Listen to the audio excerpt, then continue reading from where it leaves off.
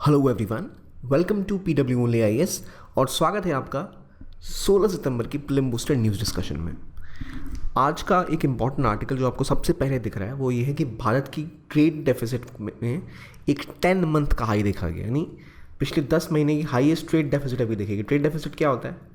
Trade deficit का मतलब होता है कि कितना एक्सपोर्ट आपने किया और कितना इम्पोर्ट आपने किया, इसका डिफरेंस।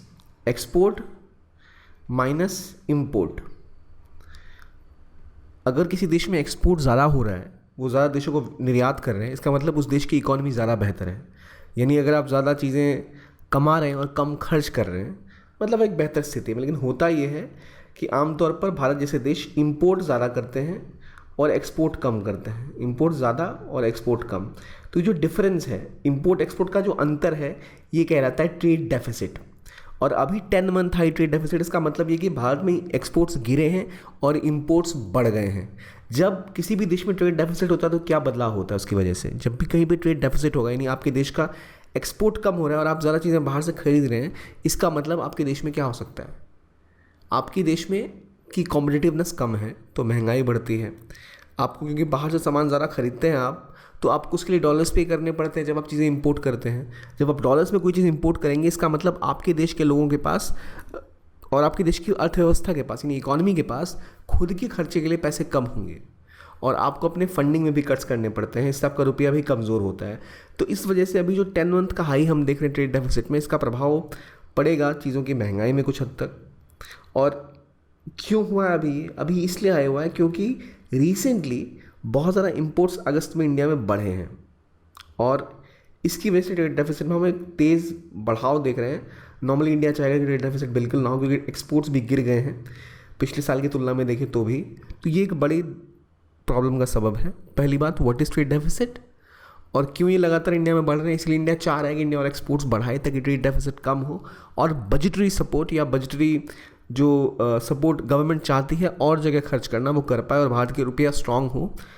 ये एक बात हो गई। दूसरी बात, रिसेंटली हमने देखा है कि नीपा वायरस के केसेस बहुत ज़्यादा फिर से बढ़ने लग गए हैं केरला में। कोजीगढ़ में 6 केसेस नए आए हैं। तो एक नीपा वायरस पहला कैसी एक बीमारी है? तो नीपा एक जूनोटिक डिजीज़ है। जूनोटिक डिजीज़ वो होते हैं जो जानवरों से इंसान में जाते हैं। हमने कल भी इसके बारे में थोड़ी सा डिस्कशन किया था। तो अगेन ये बैट से शुरू हुई थी जो नीपा वायरस है, और फिर वहाँ से इंसानों में फैलती है। तो नीपा बढ़ने की वजह से एक बड़ी समस्या खड़ी हो सकती है इस पूरे रीजन के लिए। तो इंडिया ने ऑस्ट्रेलिया से इसके लिए सपोर्ट भी मांगा है कि जो एक मोनोक्लोनल एंटीबॉडी होती है जो नीपा वायरस से लड़ने में मदद करती है, उसका सप्लाई उन्हें ऑस्ट्रेलिया से मिल पाए। तो हमें ये पता होना चाहिए कि किस दवाई का नाम हमने कहा, तो मोनोक्लोनल एंटीबॉडी डोजेज जो कंटेन करेंगे नीपा को, वो डिमांड इंडिया ने की है कि इससे ऑस्ट्रेलिया से। ये हो गई इस आर्टिकल की बात।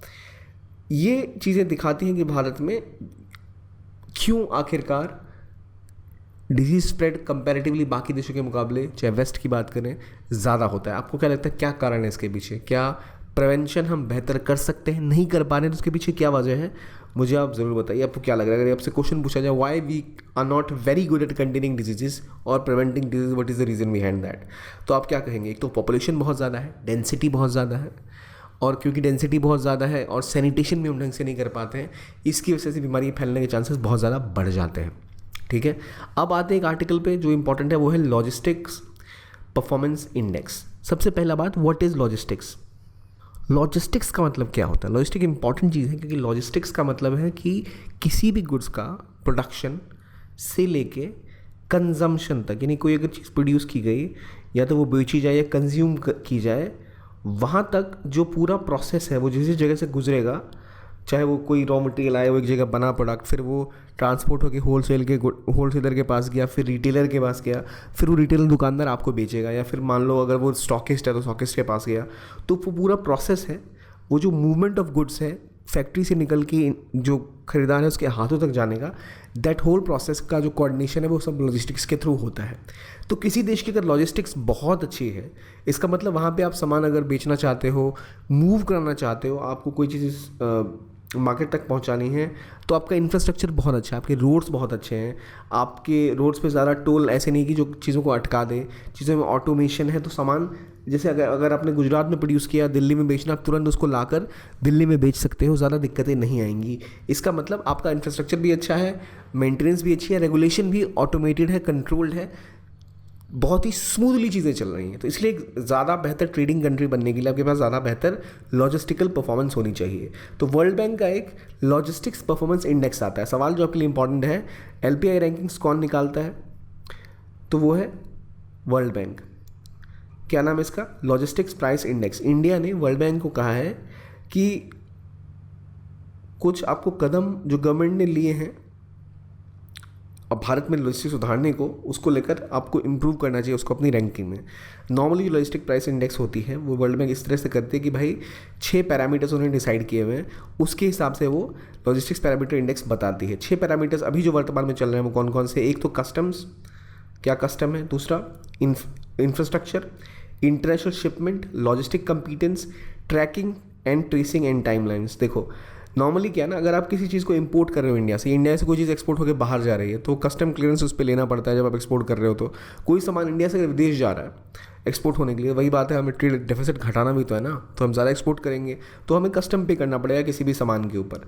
तो कितना टाइम वहाँ लग रहा है, इंफ्रास्ट्रक्चर कैसा है, शिपमेंट्स को आने में कितना टाइम लग रहा है, कितनी ट्रैकिंग हम आसानी से कर पाते हैं, क्या टाइम लगता है किसी भी चीज़ को मूव कराने में, इन 6 चीज़ों को जोड़ा जाता है एलपीआई के इंडेक्स के अंदर। तो इंडिया की रैंकिंग हाल ही में जब 2023 की रैंकिंग आई थी तो अभी 38 पे पहुंच गई थी। 6 जो हमारी रैंकिंग है वो बढ़ के आउट ऑफ 139 कंट्रीज इंडिया की कितनी है? 38। इंडिया लगातार कोशिश कर रहा है कि 2030 तक जो इंडिया की लॉजिस्टिक पॉलिसीज में बोला गया कि हमें टॉप 25 के अंदर पहुंचना है। ये दिखाता है कि इंडिया ने प्रायोरिटाइज किया हुआ है और इसीलिए इंडिया ने कई मेजर्स लिए हैं लॉजिस्टिक्स एनहांसमेंट को देखते हुए। अभी देखो, अगर आप देखो टॉप में कौन है एलपीआई रैंक में, तो आपको सिंगापुर दिखेगा, फिनलैंड, जर्मनी, सारी टॉप की कंट्रीज हैं। तो कौन टॉप पर है ये भी आपको पता होना चाहिए। इट इज़ सिंगापुर, उसके बाद आपका फिनलैंड, फिर जर्मनी आता है, इंडिया इज़ 38th। तो ये वजह है जिसकी वजह से आप देख रहे हो कि इंडिया भी लगातार आप कोशिश कर रहा है इसको बढ़ावा देने की। इंडिया ने जैसे क्या क्या इनिशिएटिव लिए गए, क्या क्या चाहता है इंडिया जिसमें ऐड किया जाए। जैसे इंडिया का गतिशक्ति इनिशिएटिव है। गतिशक्ति इनिशिएटिव इंश्योर करता है कि लॉजिस्टिक और इंफ्रास्ट्रक्चर की डेवलपमेंट इंडिया में ढंग से हो। इंडिया चाहता है कि उन्हें भी, वर्ल्ड बैंक को इसको भी इंक्लूड करना चाहिए। इंडिया ने unified logistic interface platform launch किया ताकि एक डिजिटल गेटवे, ताकि एक ही जगह जितने भी लॉजिस्टिक्स के डेटा सेट्स हैं, यानी जो भी आपको कहीं से सामान कहीं से कहीं पहुंचाना है, तो उसके लिए जो जो इन्फॉर्मेशन आपको चाहिए, जो जो चीज़ें पता होनी चाहिए ताकि आपका काम स्मूथली हो पाए, वो ऑनलाइन इंडिया डिजिटली एक जगह देता है, which is your ULIP, unified logistic interface platform, जिससे कि भारत में लॉजिस्टिक्स की मूवमेंट काफ़ी स्मूथ हो गई है। फिर एक लॉजिस्टिक्स डेटा बैंक भी 2016 में बनाया गया ताकि जो आईटी इंफॉर्मेशन टेक्नोलॉजी का इस्तेमाल करके कैसे बेहतर तरीके से लॉजिस्टिक्स की मूवमेंट इंडिया में होती है, हो सकती है, वो भी जानकारी मिल पाए। फिर एक इंडिया ने बोला है कि एक ऑब्जेक्टिव बेस्ड मेथोडोलॉजी होनी चाहिए, यानी क्या किसी देश ने कितना सुधार किया इन रियल टाइम लॉजिस्टिक्स में अपने पॉलिसी चेंजेस से या जो वहाँ पर स्टेप्स उठाए गए उससे। तो it is an approach which is outcome based, ऐसा नहीं, ये ऑब्जेक्टिव बेस्ड, ऐसा नहीं कि बस आपने नॉर्मली ही किसी को कैटेगराइज कर लिया। तो इंडिया चाहता है कि जो वर्ल्ड बैंक है लॉजिस्टिक इंडेक्स बनाते टाइम यूलिप को, लॉजिस्टिक डेटा बैंक को, ऑब्जेक्टिव बेस्ड मेथोडोलॉजी को, इन सब चीज़ों को, गतिशक्ति प्रोग्राम को, इसको ऐड करे अपनी रैंकिंग बनाते टाइम। क्योंकि जनरली हमने देखा सिर्फ 6 पैरामीटर्स हैं, अपने custom, infrastructure, international shipment, tracking, logistic competence और टाइमलाइंस पे फोकस किया। तो ये चीज़ें भी ऐड करने की बात इंडिया ने की है आईलिप के लिए, एलपीआई के लिए। एलपीआई कौन बनाता है? तो वर्ल्ड बैंक। ऐसे क्वेश्चन आते हैं तो कंफ्यूज नहीं होना है। अब देखते हैं PYQ, which of the following is not a sub index of World Bank's ease of doing business index? Maintenance of law and order, paying taxes, registering property, dealing with construction permits. इनमें से कौन सी चीज़ें जो ease of doing business का part नहीं है? याद रखिए, ease of doing business index कौन लाता है? अगेन वर्ल्ड बैंक की है। ये अक्सर चीज़ें पूछी जाती हैं तो याद रखिए, ईज ऑफ डूइंग बिजनेस मतलब कितने आसानी से आप व्यापार कर पा रहे हैं। उसमें टैक्सेस तो बहुत इंपॉर्टेंट, अगर किसी देश में बहुत ज़्यादा टैक्सेस है तो ऑब्वियसली आपके पास ईज ऑफ डूइंग बिजनेस नहीं है। प्रॉपर्टी रजिस्टरिंग करने में टाइम लगता है, मतलब आपका बिजनेस खुल ही नहीं पाएगा जल्दी। कंस्ट्रक्शन परमिट अगर बहुत दिक्कत वाले हैं तो वहाँ भी आपका ढंग से काम नहीं हो पाएगा। तो डायरेक्टली ये 3 चीज़ें जो है ना, ये पार्ट होती हैं ईज ऑफ डूइंग बिजनेस का। हालांकि लॉ एंड ऑर्डर भी बहुत इंपॉर्टेंट कंपोनेंट है, लेकिन ये एक सब इंडेक्स नहीं है, ये एक इंपॉर्टेंट फैक्टर ज़रूर है किसी भी इलाके में ईज़ ऑफ डूइंग बिजनेस बढ़ाने का, लेकिन वो एक सब इंडेक्स नहीं है इसके अंदर। तो पहला इसका आंसर है कि it is not a sub index of ease of doing business which is done by world bank. तो वर्ल्ड बैंक का LPI भी है और आपका ईज़ ऑफ डूइंग बिजनेस भी है। अगला आर्टिकल बात करता है OIML के बारे में, यानी international organization of legal metrology.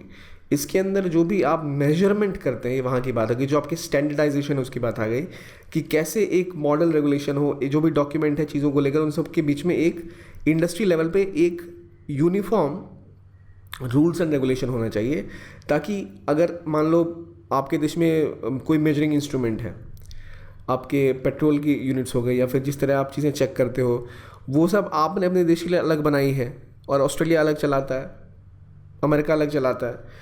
तो हर देश का अगर अलग अलग तरीके का लॉ होगा हर चीज़ को लेकर, तो फिर दुनिया काम कैसे करेगी। तो इसीलिए OIML का काम है कि वो इन्हीं चीज़ों को इशू करता है, रजिस्टर करता है OIML सर्टिफिकेट्स के साथ, टेस्ट रिपोर्ट के साथ, ताकि जैसे थर्मामीटर्स हो गए उनके बीच में एक समन्वय बना रहे, एक सिमिलर स्ट्रक्चर और सिमिलर तरीके से चीज़ें फॉलो हों। होता ये है कि अगर OIML जैसे अभी आप रिसेंटली देखें, तो मुद्दा ये है कि इंडिया ने कहा है कि हम एक इसके अब सर्टिफिकेट इशूइंग अथॉरिटी बन गए हैं, इंडिया भी बन गया है। तो इंडिया ने 2023 में अप्लाई किया था मार्च में। अब इसका मतलब ये है कि इंडिया टॉप 13 कंट्री में आ गया है जो इसके ऑथराइज इशूअर है। इसका फ़ायदा ये होगा कि अब इंडिया में जो सर्टिफिकेशन की प्रोसेस है वो और आसान हो जाएंगी। मान लो इंडिया कोई इक्विपमेंट बनाता है जो इंडिया को एक्सपोर्ट करना है, कोई मैन्युफैक्चरर इंडिया में कुछ बनाता है, OIML के रजिस्ट्रेशन मिलने के बाद इंडिया कह सकता है कि देखो ग्लोबल स्टैंडर्ड्स के हिसाब से जैसी ये चीज़ होनी चाहिए, थर्मोमीटर हो चाहे कोई भी चीज़ हो, तो हम वैसी ही डेवलप करें। अगेन जो हम शुरू से डिस्कस करते आ रहे हैं, सब ईज़ ऑफ डूइंग बिजनेस बढ़ाने का काम करता है और ज़्यादा एक्सपोर्ट आसान हो जाएगा। हमारा जो टॉपिक आज का पहला ही था कि भाई एक्सपोर्ट कम हो रहे हैं, उनको बढ़ावा देने के लिए बहुत इंपॉर्टेंट चीज़ें हैं ये। इससे भारत को फॉरेन एक्सचेंज भी अर्न होगा कि भारत में कोई विदेशी कंपनी भी सर्टिफिकेशन के लिए अप्लाई कर सकती है कि हाँ हमने स्टैंडर्ड इक्विपमेंट बनाया है, तो उससे इंडिया को फ़ायदा मिलेगा और इससे एम्प्लॉयमेंट भी जनरेट होगी। लोकल सर्टिफिकेशन से जो दिक्कतें अभी तक आ रही थी वो कम होंगी और मैन्युफैक्चरर्स को पहले पता होगा भाई क्या स्टैंडर्ड है, हमें कैसे प्रोडक्शन करना है, और ये वर्ल्ड वाइड एक्सेप्टेड है। और ये भारत के लोगों को, मैन्युफैक्चरर्स को बाहर जाके सर्टिफिकेशन नहीं करना पड़ेगा, वो इंडिया में ही कर पाएंगे। तो इसलिए OIML जो है वो बहुत इंपॉर्टेंट है, international organization of legal metrology की। ये मेट्रोलॉजी का ये जो सर्टिफिकेशन की कैपेसिटी इंडिया को मिली है, इंडिया की एक्सपोर्ट्स को बढ़ाने में बहुत बड़ा योगदान दे सकती है। अब अगले आर्टिकल की बात करते हैं, नेशनल जुडिशियल डेटा ग्रिड। हाल ही में चीफ जस्टिस ऑफ इंडिया ने कहा कि सुप्रीम कोर्ट भी अब नेशनल जुडिशियल डेटा ग्रिड का पार्ट बन पाएगी। क्या है भाई नेशनल जुडिशियल डेटा ग्रिड? देखिए आपको भी पता है, मुझे भी पता है, बहुत सारे इंडिया के जुडिशरी में केसेस पेंडिंग हैं।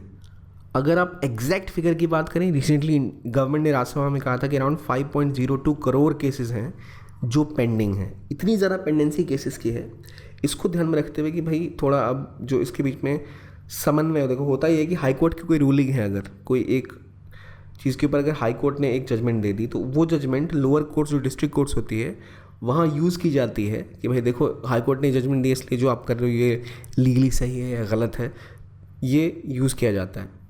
अब अगर आप एक जगह डेटाबेस बनाकर जितनी ऑर्डर पास हो, जितनी जजमेंट हो, जितने केस की डिटेल्स है वो अगर रख पाओगे, तो उससे बहुत सहूलियत होगी कोर्ट्स को जल्दी अपने केसेस सॉर्ट आउट करने में। इसी को ध्यान में रखते हुए एक नेशनल जुडिशियल डेटा ग्रिड बनाया गया था, जिसमें आपके हाई कोर्ट की जजमेंट और डिस्ट्रिक्ट और सब ऑर्डिनेट कोर्ट्स की जजमेंट को एक साथ रखा गया था, कि ऑनलाइन प्लेटफॉर्म था अंडर द ई-कोर्ट्स प्रोजेक्ट, ताकि जो इंडिया की जुडिशरी है इसको और ज़्यादा एक तो पहले डिजिटली बेटर बनाया जाए, प्लस इसके अलावा कैसे वो और ज़्यादा एफिशिएंट बने।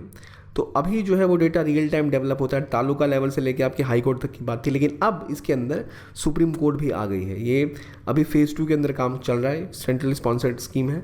तो ये इसके बाद सुप्रीम कोर्ट का इसका एंटर होने का मतलब ये कि और बेहतर तरीके से अब ये इसका एक तो पहले रीच बढ़ेगी, और इसके बाद क्योंकि सुप्रीम कोर्ट अगेन इज़ को भी हम देखते हैं, सुप्रीम कोर्ट को कोई भी जजमेंट वो एज एन एविडेंस भी यूज़ कर सकते हैं आप। ऑब्वियसली बहुत एक जैसे हाई कोर्ट तक ही अभी तक सीमित था, सुप्रीम कोर्ट के आने के बाद ये कंप्लीट हो जाता है डेटा ग्रिड। और डेवलपमेंट इसका कौन करे, तो NIC नेशनल इन्फॉर्मेटिक्स जो सेंटर्स है, इन्फॉर्मेटिक्स सेंटर उसने किया है विद कंप्यूटर सेल, जो सुप्रीम कोर्ट की रजिस्ट्री है उसके साथ मिलके। तो अभी जो डेटा है ये अराउंड 18,735 जो कोर्ट्स हैं वहाँ से वो डेटा इंटीग्रेट करते हैं। 23 करोड़ से 24 करोड़ लोग केसेस की इन्फॉर्मेशन अभी ये अवेलेबिलिटी इसके अंदर है। इस सिग्निफिकेंस ये है कि इससे मॉनिटरिंग मैनेजमेंट में फ़ायदा होगा, पेंडेंसी घटेगी, जो जजेस हैं और जो लॉयर्स हैं उनको भी इंसाइटफुल एनालिसिस करने में सहायता होगी। वो भी आइडेंटिफाई कर पाएंगे भाई क्या क्या दिक्कतें हैं, उसको कैसे सॉर्ट आउट किया जाए, क्या ट्रेंड आ रहे हैं। कि जैसे मान लो कहीं पे लैंड डिस्प्यूट बहुत ज़्यादा बढ़ रहे हैं तो आपको ध्यान रखना होगा अच्छा क्या पॉलिसी मेकर्स कर लेंगे वो कम हो जाए, फिर क्या इनपुट से जो डेवलप किए जा सकते हैं ताकि पर्टिकुलर केसेस में, ठीक है। तो इन तरह की चीज़ें होती हैं जो आप डेटा ग्रिड अगर एक साथ बनाते हो तो कई चीज़ें स्ट्रीमलाइन हो जाती है। उसी के अंदर अब सुप्रीम कोर्ट के आने के बाद हम देख रहे हैं कि ये बहुत एक वेलकम स्टेप है, ठीक है।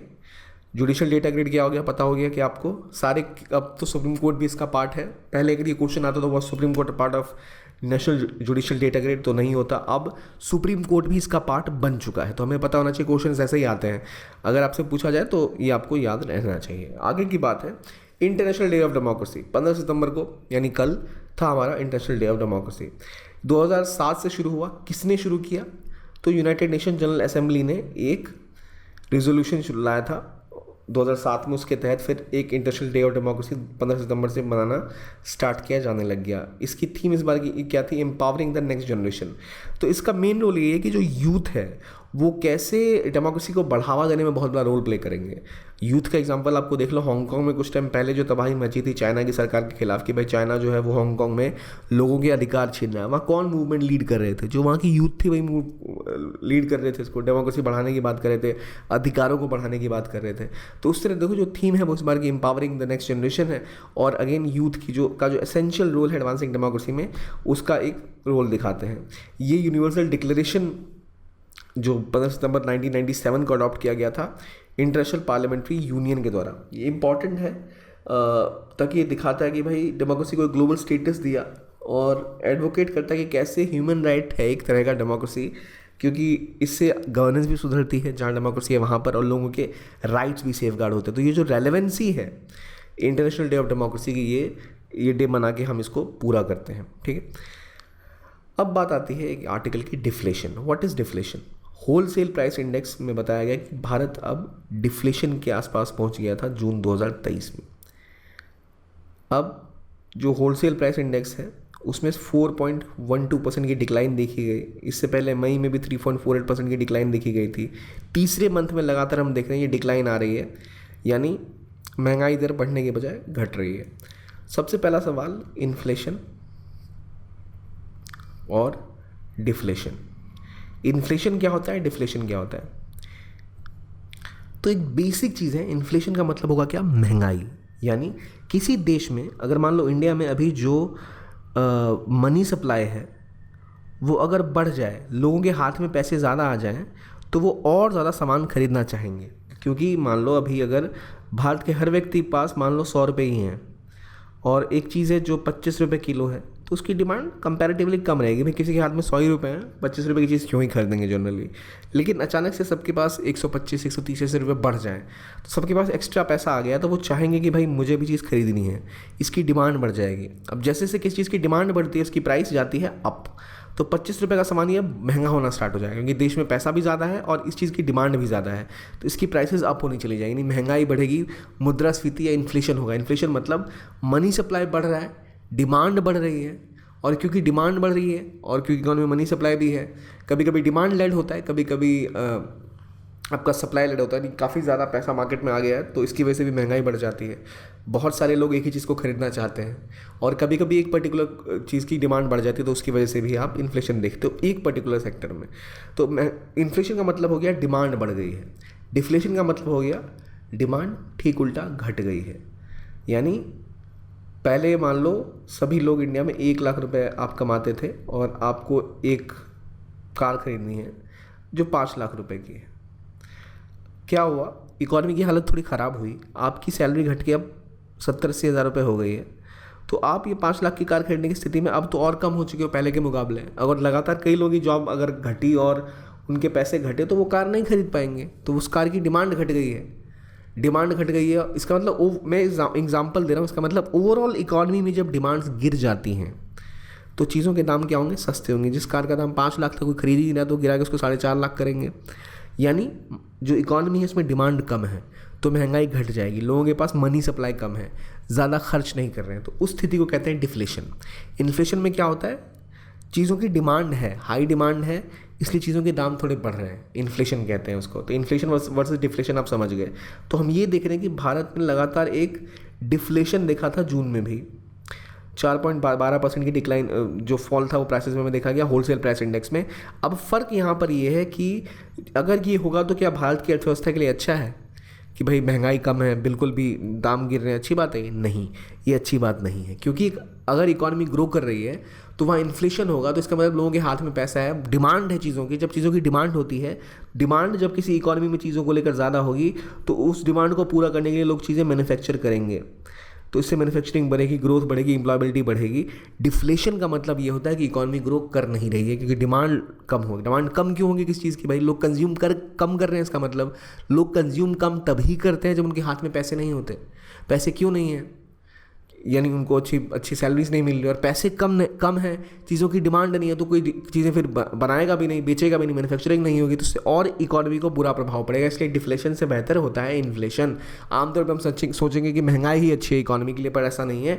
Deflation is more dangerous than inflation for the economy. बहुत ज़्यादा इन्फ्लेशन हो जाए तो ऑब्वियसली दिक्कत की बात है, लेकिन जनरली एक और शब्द होता है डिसइन्फ्लेशन, ये भी जान लीजिए। देखिए इन्फ्लेशन मान लो अभी 7% है और कुछ दिनों बाद इन्फ्लेशन घट के 4% आ गया, तो ये जो इन्फ्लेशन घटेगा इसको हम कहेंगे डिफ्लेशन। 7% था, 6% आ गया।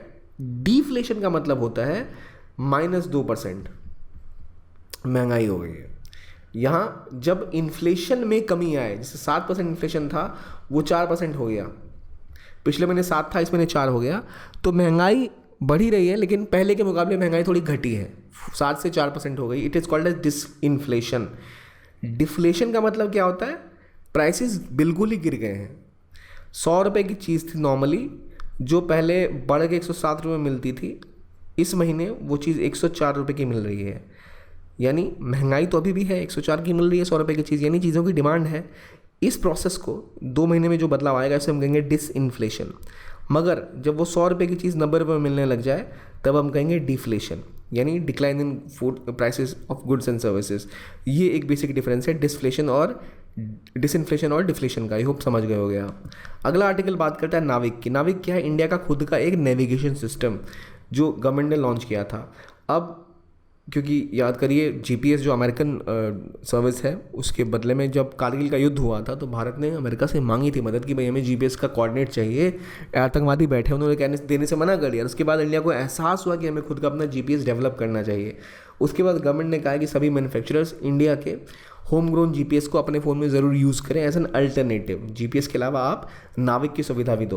तो नाविक अब एप्पल ने भी अपने फ़ोन्स में iPhone 15 मॉडल्स के अंदर इसको इंटीग्रेट कर दिया है। तो नाविक क्या है? इंडिया का रीजनल नेविगेशन सैटेलाइट सिस्टम है। अब आप कहोगे सर ये तो जीपीएस वाला ही हो गया। हाँ वैसा है, लेकिन सिविलियन तो आपको दे देगा जीपीएस, लेकिन मिलिट्री वाला अगर आपको चाहिए होगा तो वो प्रोवाइड नहीं करेगा। तो इसीलिए अब जो है ये इंडिया ने जब लॉन्च किया तो इंडिया में मिलिट्री ग्रेड खुद का ये एक आपके पास ग्लोबल पोजिशनिंग सिस्टम बन चुका है और बहुत प्रिसाइज है ये। 20 मीटर तक की प्रिसाइज लोकेशन देता है, टाइमिंग एक्यूरेसी बहुत बेहतर है और ख़ास बात यह है कि आपका खुद का गवर्नमेंट का है और ये रीजनल है। जीपीएस ग्लोबल है। ग्लोनास अमेरिका का, रशिया का है, जीपीएस अमेरिका का है, बाइडी जो है वो भी चाइना का है।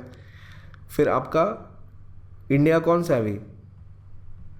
नाविक। तो इंडिया ने खुद का अपना लॉन्च किया। इसमें 2 सर्विसेज हैं, standard positioning service SPS for civilian users और रिस्ट्रिक्टेड सर्विस जो केवल स्ट्रेटेजिक यूजर्स के लिए होता है।